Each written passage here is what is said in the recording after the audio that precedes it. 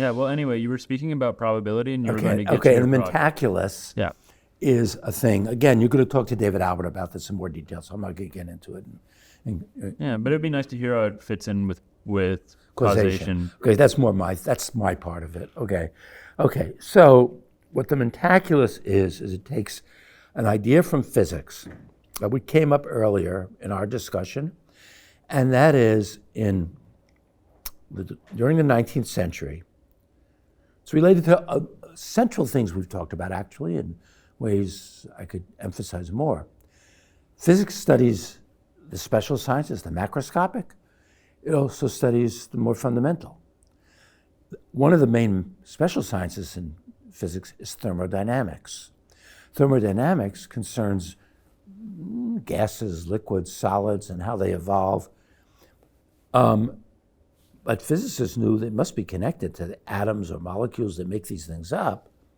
And the question was, how are these connected? So the physicists who thought about this hard in the 19th centuries, with James Maxwell, another one of the greats in physics, and Ludwig Boltzmann, one of the greats. So for me, if you were to have physicists being like mountains, like in the Himalayas or something like that, Mount Everest might be Einstein, and Newton would be right up there, but Boltzmann and Maxwell would be right, sub-peaks, right? Yeah, the other, and Galileo, others. So they were great people. They were interested, Boltzmann in particular, in how to relate thermodynamics to more fundamental physics. And in fundamental physics, thermodynamics studied laws like regularities like this. Ice cubes, when you put them in warm water, melt. Gases, when you let them go, steam, when you let it go, diffuses into the air. Water, when you drop ink, you drop it into water, spreads out in the water. People, when they're born, grow old and die. All these are thermodynamic developments. It was discovered that there was a quantity called entropy. We'll leave it till later for a technical description of what entropy is. But that all of these in some way fall under the general rubric of if the entropy of some system is not at a maximum, if that system is isolated from everything else, its entropy will increase over time. That's called the second law of thermodynamics.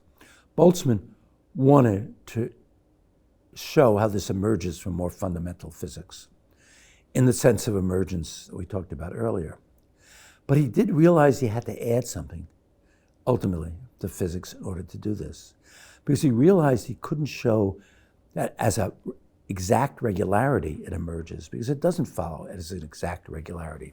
What follows is that from most of the ways of which atoms or molecules are arranged in an ice cube when you put it in warm water and the way that water molecules are arranged, for most of those ways, the ice cube will melt over time.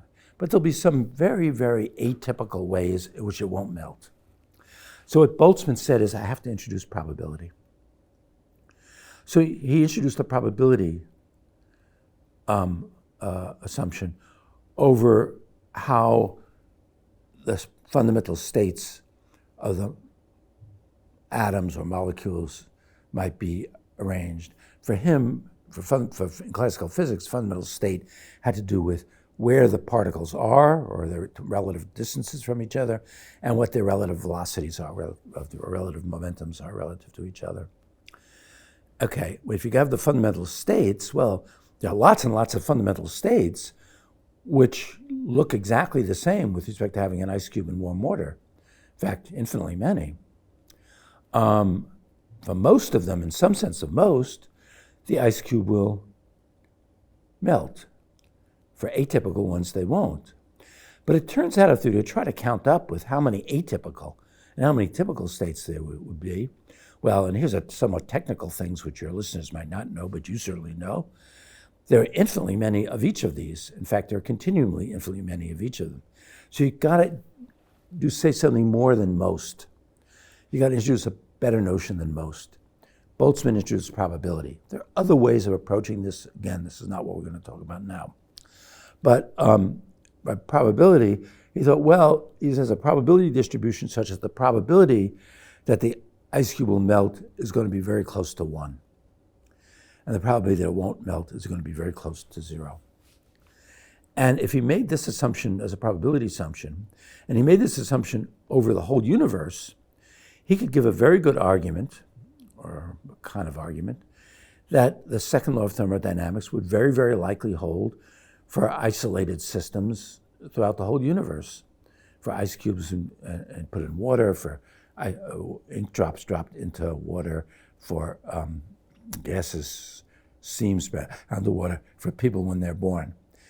It is the case that there are certain arrangements of your molecules compatible with what you look like when you're a baby, such that you will never die. You never will die. There are arrangements like that. Wow. But they're very atypical. I hope I got that one. You didn't get it. No. Probability of it is, minuscule. Actually, you don't really hope it. It wouldn't be not a very happy life if you never died. And again, there are also ones in which instead of, as you mentioned it, there are also ones in which after a little while you end up suffering in horrible pain for a long time. And there are also other ones in which you end up looking like, I don't know, like Donald Trump. Okay, well, I don't want that one, but maybe I'll take the one where I live 10,000 years. That sounds like a safe bet. I could handle that. Have a happy life. There are those two. Because, look, if you have continually many things, it's also know what a big number that is. Quite bigger than infinite, or it's the lowest card. It's at least the second order of infinity. Maybe there are many orders of infinity in between. It's a lot. And so there's a lot of room for there are all sorts of things to be.